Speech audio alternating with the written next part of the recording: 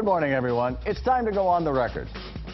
We've got to change the culture on Beacon Hill. Too much influence from politicians who know each other. The real issue is income inequality.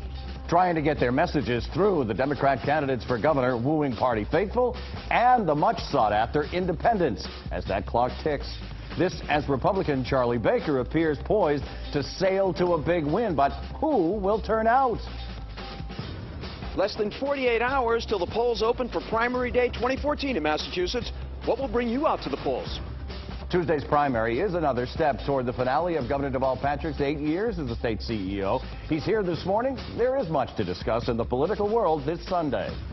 From WCVB Boston, the inside word from Washington to Beacon Hill. Today's newsmakers are going on the record. Good morning, everyone. I'm Ed Harding, along with News Center 5's political reporter Jenny Wu. Thank you for joining us on OTR. Tuesday's primary election is another significant marker that Deval Patrick's 8 years as the Bay State's governor is almost over. The two-term state's chief executive is with us this morning. Good morning to you, sir. Welcome.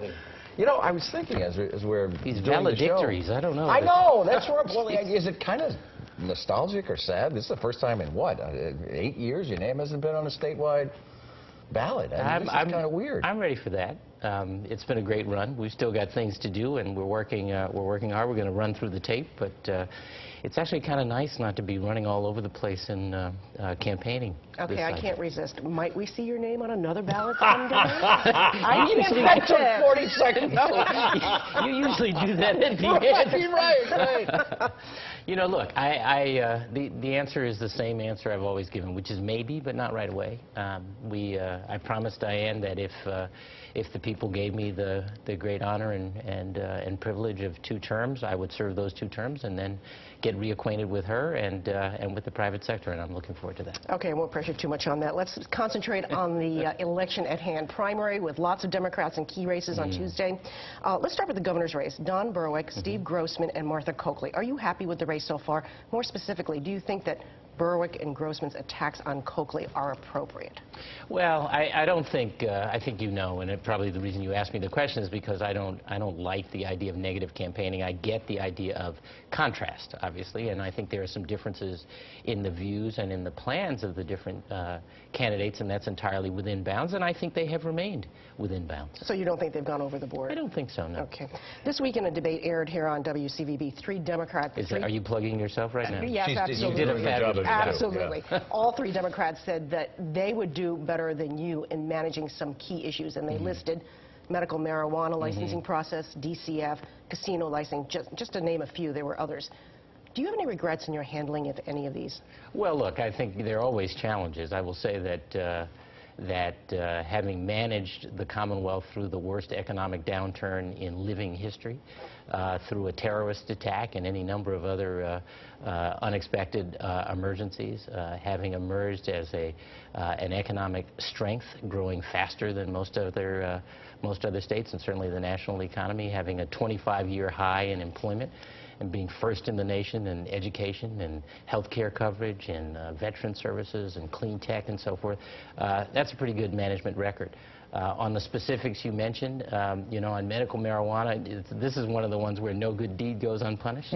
I think that the idea of letting, if you will, the public in before the final decisions were made on licenses was well intended but didn't go well because it presumed that the vetting was complete when it was not.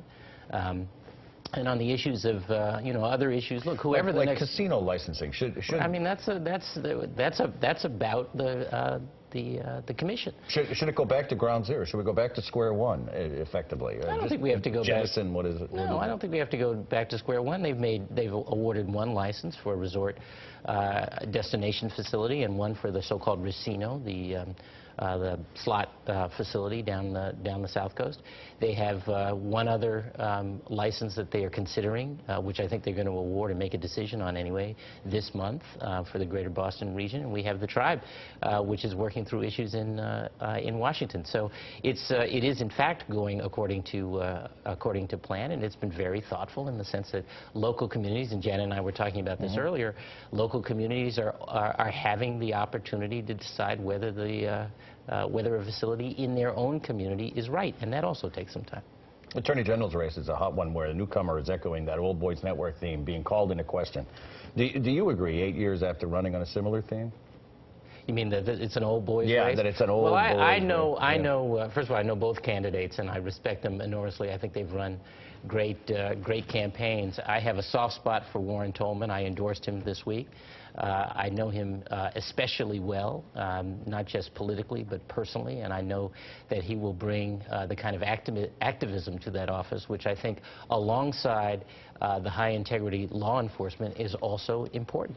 You interjected yourself in the AG's race here, where you say both candidates are very strong, but yet you won't interject yourself into the I know. It's a governor's race. it's a totally fair question. It's a little... It's a totally fair question. My relationship with Warren is a special one. He was enormously important to me politically and personally during the last campaign in particular, but I've known him for 20 years. Did he ask for your endorsement because he knows he's in trouble and he's worried about not winning on Tuesday? No, they both talked about it early on, and I told both of them I was going to stay neutral, and I wanted to stay neutral. A lot of friends in common have been pressing me really hard about Warren. I'm very fond of him. Frankly, I'm not going to be unhappy whatever the outcome is on the Democratic side because of the strength of the candidates.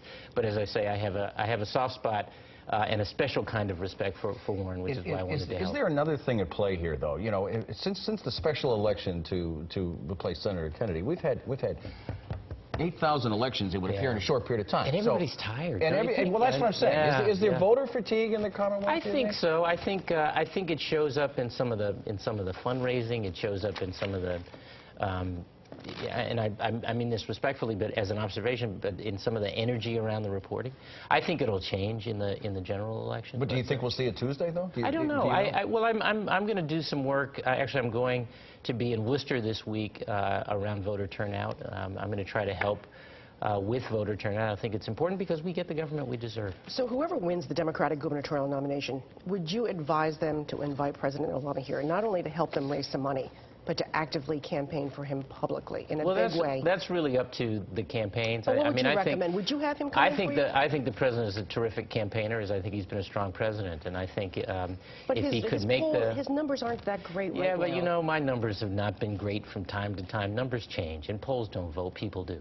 The question is, are we going to be about a vision that is lifting and is frankly focused on all of the people of the Commonwealth, which is what the Democratic platforms have been throughout and have been in the last 8 years, or whether we're going to be about a few special interests and a few old friends doing favors for each other, which is what is on offer by the other side. But you also feel that Massachusetts is still a little different from the rest of the country? What do you mean? As far as his popularity is concerned. I think the president is popular here, and I think he's very effective in getting out, in getting energy into campaigns and getting out. So maybe you get the president to come here and help with the OTR pop quiz. Oh no! No, he's on his own. It's time. All right, you're on your own for this one. You've been palms are sweating. Your palms are sweating.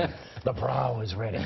You have been on OTR many times as governor. You've been quizzed a lot on OTR pop quizzes, but we've asked you about policy. We've asked you about history. We've asked you about assorted Bay State facts. But today, as a farewell to summer, the topic is bodies of water. Okay. Okay. Question one. We're going to start slow. This week, the EPA gave the Charles River an A- for water quality, its highest grade since a cleanup program started nearly 2 decades ago. The Charles River is named for whom? Wow. It's not King Charles. Yes, it is. Okay. Captain Johnson. Right. Is that an answer or what? I have to go to the judge and find out. Did you show him the answer? No. You got it. Question 2. The Merrimack River is 117 miles long and begins in Franklin, New Hampshire. It flows through former mill cities like Lowell and Lawrence. Where does the Merrimack River end? It ends at the Atlantic Ocean. That is the correct answer. No, okay. You're absolutely right. That is the correct answer. I did not ask you where does it enter the Atlantic Ocean, and that's in Newburyport. Yes. So he's 2 for 2. He's 2 for 2. We continue with the governor in the OTR Pop Quiz. Stay with us.